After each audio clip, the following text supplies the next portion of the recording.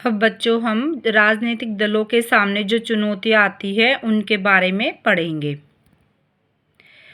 पूरी दुनिया में लोग इस बात से नाराज रहते हैं कि राजनीतिक दल अपना काम ठीक ढंग से नहीं करते हैं।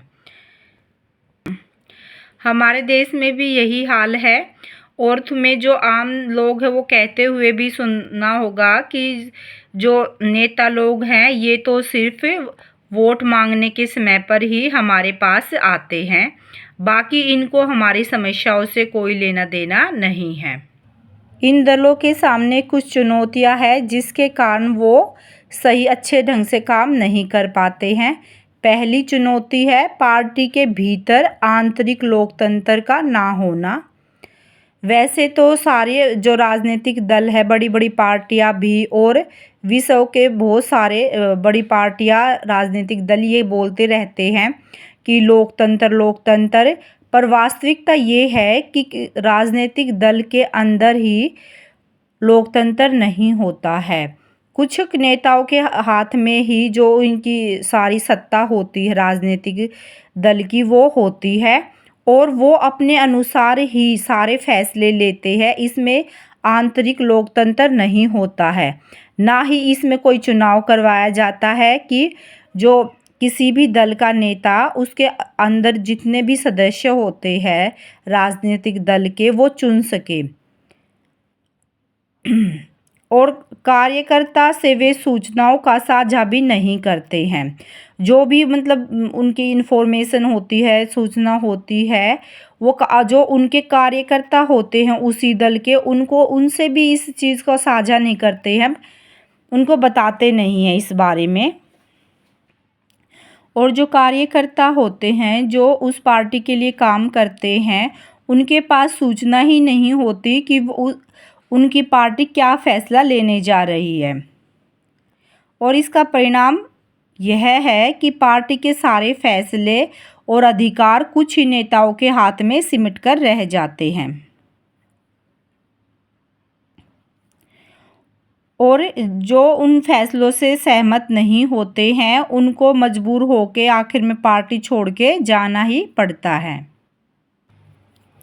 और यहाँ पे फिर पार्टी की सिद्धांतों और नीतियों से निष्ठा की जगह नेता से निष्ठा ही ज़्यादा महत्वपूर्ण बन जाती है। मतलब यहाँ पे जो पार्टी के सिद्धांत होते हैं राजनीतिक दल के, उनके जगह पर जो नेता के सिद्धांत होते हैं उसके प्रति आस्था ज़्यादा हो जाती है लोगों की, क्योंकि वो चाहते कि हम पार्टी में बने रहे और हमारा महत्व बढ़े।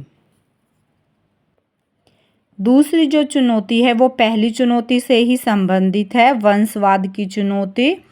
अधिकांश दल अपना कामकाज पारदर्शी तरीके से नहीं करते हैं, इसलिए सामान्य कार्यकर्ता के नेता बनने और ऊपर आने की गुंजाइश काफ़ी कम होती है। इसमें क्या होता है कि जो दल के बड़े नेता होते हैं वो मुख्य रूप से किसी एक ही वंश के आधार पर चलते हैं। यहाँ पे ये नहीं होता कि जो योग्य व्यक्ति है उसको अवसर दिया जाए, बल्कि जो भी उसका मुख्य नेता होता है पार्टी का, उसका पुत्र या पुत्री ही अगला मुख्यमंत्री या प्रधानमंत्री के रूप में उसको ही देखा जाता है। और वे अनुचित लाभ लेते हुए अपने नज़दीकी लोगों और यहाँ तक कि अपने ही परिवार के लोगों को आगे बढ़ाते हैं। वो सिर्फ अपने संतान को ही नहीं, अपने जो रिश्तेदार होते हैं उनको भी टिकट बांटते हैं चुनाव के समय, और चुनाव लड़ने का अवसर उनके रिश्तेदारों को मिलता है, ना कि जो कार्यकर्ता योग्य कार्यकर्ता होते हैं जो जनता से जुड़े हुए होते हैं उनको मिलता है। यही कारण है कि अनेक दलों में शीर्ष पद पर हमेशा एक ही परिवार के लोग आते रहते हैं। यह दल के अन्य सदस्यों के साथ अन्याय है, बिल्कुल ये अन्याय ही है। यह बात लोकतंत्र के लिए भी अच्छी नहीं है, क्योंकि इससे अनुभवहीन और बिना जनाधार वाले लोग ताकत वाले पदों पर पहुंच जाते हैं। देखो इससे क्या होता है, जो व्यक्ति सिर्फ उनके पिता उसके मुख्य नेता है उस दल के, इस कारण उनको ये पद मिल जाता है। उनको कोई एक्सपीरियंस तो होता नहीं है, ना वो जनता से जुड़े हुए होते हैं। तो इससे क्या होता है, जनाधार का अनादर भी होता है। और जब बिना किसी एक्सपीरियंस के हमारे हाथ में कोई ताकत आती है, कोई पावर आती है, तो हम उसका सही ढंग से प्रयोग नहीं कर पाते हैं। यह प्रवृत्ति कुछ प्राचीन लोकतांत्रिक देशों सहित कमोबेश पूरी दुनिया में दिखाई देती है। यह लगभग विश्व के सभी देशों में ऐसी ही प्रक्रिया चल रही है लोकतंत्र में। तीसरी चुनौती है कि इलेक्शन के चुनाव के समय पैसा और अपराधी तत्वों की बढ़ती घुसपैठ, क्योंकि पार्टियों की सारी चिंता चुनाव जीतने की होती है। क्या है कि जो पार्टियां हैं वो चुनाव के, विशेषकर चुनाव के समय ऐसे व्यक्तियों को अपनी पार्टियों में शामिल कर लेती है जिनके पास काफ़ी पैसा है, या फिर जो दबंग व्यक्ति है, अपराधों से जुड़े हुए हैं। क्योंकि इन राजनीतिक दलों को, पार्टियों को सिर्फ अपना चुनाव जीतने से मतलब होता है। अतः इसके लिए कोई भी जायज़ नाजायज़ तरीका अपनाने से वे परहेज नहीं करती हैं। वे ऐसे ही उम्मीदवार उतारती है जिनके पास काफ़ी पैसा हो या जो पैसे जुटा सके। ये मैंने आपको अभी समझा दिया है। किसी पार्टी को ज़्यादा धन देने वाली कंपनियां और अमीर लोग उस पार्टी की नीतियों और फैसलों को भी प्रभावित करते हैं। जो भी व्यक्ति, जो अमीर व्यक्ति या कंपनियां उस समय पर पार्टी को पैसा देते हैं, तो चुनाव में जीतने के बाद वो चाहती हैं कि जो भी नीतियां बनाए सरकार, वो उनके हक में बनाए। इसीलिए पार्टियों पर, राजनीतिक दलों पर प्रेशर होता है। जब तो वो चुनाव में जीतने के लिए उनको पैसा चाहता है और वो उन कंपनियों से ले लेती है पैसा, या फिर जो अमीर व्यक्ति है उनसे ले लेती है कि बस एक बार हम चुनाव जीत जाए, पर बाद में उनको इन लोगों के दबाव में ही काम करना पड़ता है। कई बार पार्टियां चुनाव जीत सकने वाले अपराधियों का समर्थन करती है या उनकी मदद लेती है। दुनिया भर में लोकतंत्र के समर्थक लोकतांत्रिक राजनीति में अमीर लोग और बड़ी कंपनियों की बढ़ती भूमिका को लेकर चिंतित है। जो ये सब इस तरीके से चुनाव जीतते हैं और बाद में इनके हक में नीतियां बनाते हैं, ये सब लोकतंत्र के लिए खतरा है। चौथी चुनौती है पार्टियों के बीच विकल्पहीनता की स्थिति की। अर्थात विकल्प का मतलब होता है कि विभिन्न पार्टियों की नीतियों और कार्यक्रमों में महत्वपूर्ण अंतर हो, कि भाई उनकी नीतियों में अंतर हो, तभी तो लोग पसंद करेंगे कि इसकी नीति अच्छी है या इसकी अच्छी है। पर हाल अब वर्तमान में क्या हो रहा है कि वैचारिक अंतर पार्टियों का कम होता जा रहा है, और ये प्रवृत्ति सिर्फ भारत में ही नहीं, पूरी दुनिया में ही ये प्रवृत्ति दिखाई देती है। जैसे ब्रिटेन की लेबर पार्टी और कंजर्वेटिव पार्टी के बीच अब बड़ा कम अंतर रह गया है। दोनों दल बुनियादी मसलों पर सहमत है और उनके बीच अंतर बस ब्यूरो का रह गया है। जैसे यहाँ पे आपको उदाहरण देके समझाया गया है, दोनों पार्टियों की जो नीतियाँ है इसमें कम अंतर रह गया है।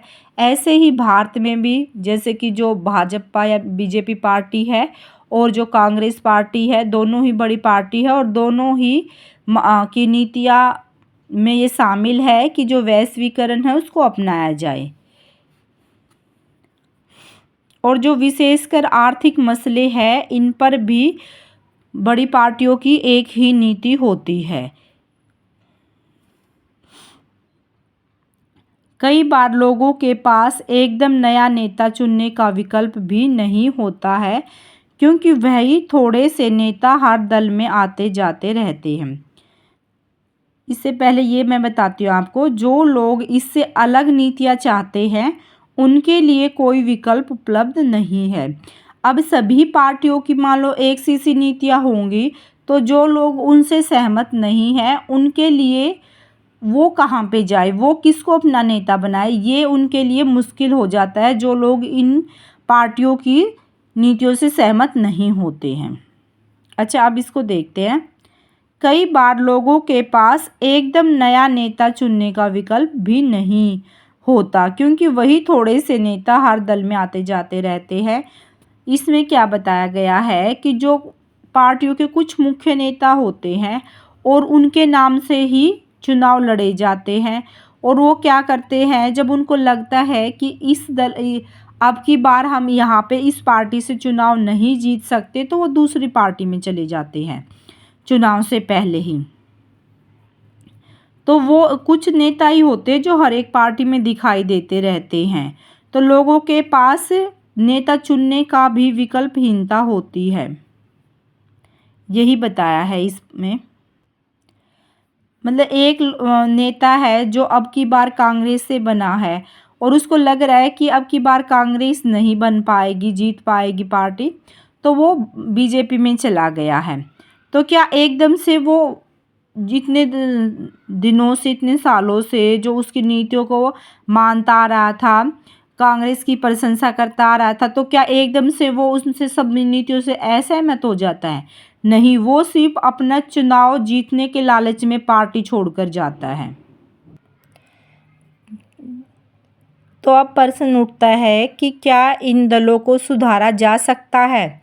और सुधारने के लिए अगर ये तो जाहिर सी बात है कि आम जनता चाहेगी कि ये दल सुधरे, तो पर क्या ये अपनी इच्छा से सुधरना चाहेंगे दल, या फिर ऐसे कानून नियम बनाए जाए कि जो ये सुधरने के लिए मजबूर हो जाए? आप इस बारे में बताइए कि क्या करना चाहिए कि राजनीतिक दल ज़्यादा से ज़्यादा सुधार हो उनमें।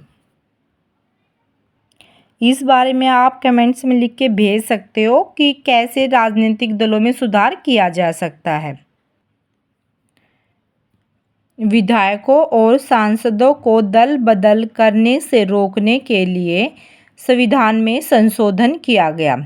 क्या हो रहा था कि जो भी विधायक थे कि वो चुनाव तो जीत जाते, फिर उनको लगता कि हाँ अब की बार इसकी सरकार बनेगी, जिस दल से वो लड़ा है चुनाव वहाँ पे सीटें नहीं जीत पाई है, तो वो दल बदल कर लेता था चुनाव जीतने के बाद।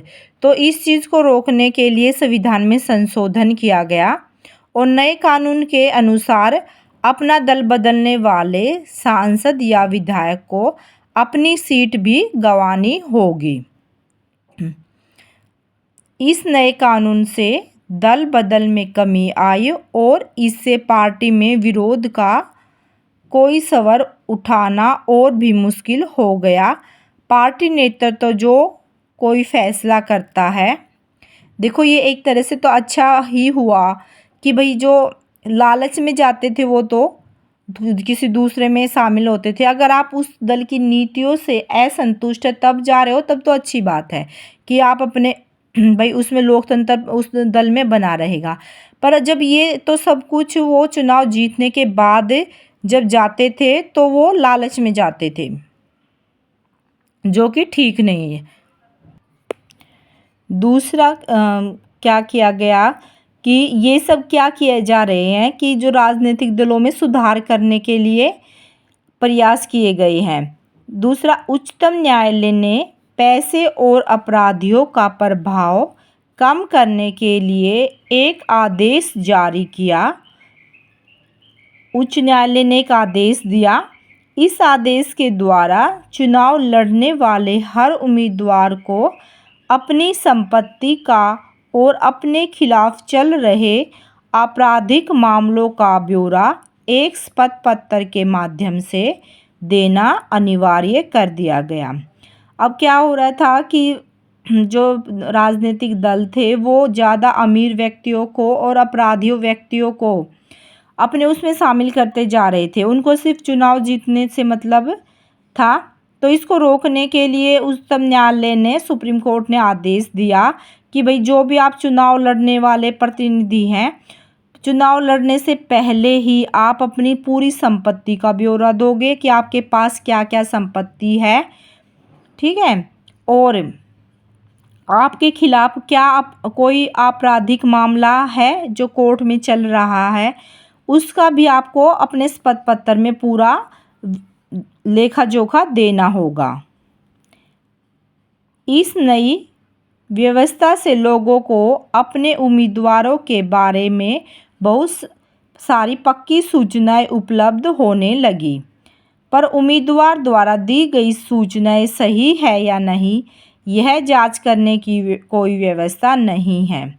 देखो इससे क्या हुआ, ये शपथ पत्र देने से कि जो लोग, जो मतदाता है, वोटिंग करने वाले व्यक्ति है, उनको जिस व्यक्ति को वो वोट दे रहे हैं उसके बारे में काफ़ी जानकारी मिलने लगी।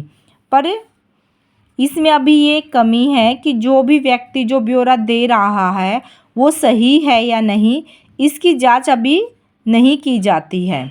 तो ये भी की जानी चाहिए, तभी ज़्यादा सही रहेगा। अभी तक यह सिर्फ भरोसे के उस पर ही चल रहा है, पर इससे ये तो जरूर वो हुआ है, क्योंकि उन लोगों को ये डर तो रहता ही है कि कहीं हमारी मतलब भाई पोल पट्टी खुल गई कि हम लिख रहे हैं कि हमारे पास इतनी संपत्ति है और हमारे खिलाफ कोई भी आपराधिक मामला नहीं है, और दूसरी पार्टी के जो नेता होते हैं वो तो चाहेंगे ना कि वो चुनाव ना लड़े, जो उनके विरोधी पार्टी के नेता है विपक्ष से, तो वो क्या, उनको डर होता है कि कहीं वो हमारी बता दे तो हम क्या होगा, चुनाव से पहले ही हमारी बदनामी हो जाएगी और हम चुनाव हार जाएंगे। तो इसके कारण जो राजनीतिक दल है वो ये देखने लगे हैं कि भाई इसके पास कोई आपराधिक मामला ना हो, इसके खिलाफ। संपत्ति का तो खैर वो अभी भी नहीं देखते, हाँ, पर ये देखने लगे हैं कि उसके खिलाफ कोई आपराधिक मामला ना हो, ज़्यादा वैसे मामले ना हो। तीसरा है, चुनाव आयोग ने एक आदेश के जरिए सभी दलों के सांगठनिक चुनाव कराना और आयकर का रिटर्न भरना जरूरी बना दिया है। चुनाव आयोग ने आदेश के जरिए जो ये सांगठनिक चुनाव करवाने का जो भी आदेश दिया है और आयकर रिटर्न भरने का, इससे क्या होगा कि जो राजनीतिक दल है उसमें लोकतंत्र, उसका आंतरिक जो लोकतंत्र है राजनीतिक दल का, वो मजबूत होगा। और उसका आयकर रिटर्न से क्या होता है कि उन चुनाव आयोग के पास ये जानकारी रहेगी कि इस राजनीतिक दल के पास कितनी संपत्ति है और कौन सी संपत्ति कहाँ से आई है। देखो अभी तक जो भी हमने चर्चा करी है, इसमें राजनीतिक दलों में सुधार की ये आदेश दिए जा चुके हैं। अब जो कुछ ऐसे भी हम देख लेते हैं सुझाव है जिसके द्वारा राजनीतिक दलों में और ज़्यादा सुधार होने की गुंजाइश है। राजनीतिक दलों के आंतरिक कामकाज को व्यवस्थित करने के लिए कानून बनाया जाना चाहिए। सभी दल अपने सदस्यों की सूची रखें। वो मतलब ये सुझाव है कि जो उनके अंदर भी तो काम होता है ना किसी राजनीतिक दल के, तो उसको भी सही ढंग से, व्यवस्थित रूप से, अच्छे ढंग से, क्रमावस्था से किया जाना चाहिए। वो कैसे कर सकते हैं? सभी दल अपने सदस्यों की सूची रखें। उनके पास एक सूची होनी चाहिए कि हमारे ये कार्यकर्ता है। ये वैसे होता ही है बड़े बड़े उनमें। अपने संविधान का पालन करें। पार्टी में विवाद की स्थिति में एक स्वतंत्र प्राधिकारी को पंच बनाए। ये इम्पोर्टेंट है कि एक स्वतंत्र प्राधिकारी को पंच बनाए ताकि निष्पक्ष भावना से वहाँ पे फैसला लिया जा सके। और सबसे बड़े पदों के लिए खुला चुनाव कराए, यह व्यवस्था अनिवार्य की जानी चाहिए। अगर ऐसा होगा तो जो ये वंशवाद की समस्याएं हैं ये सारी ख़त्म हो जाएंगी।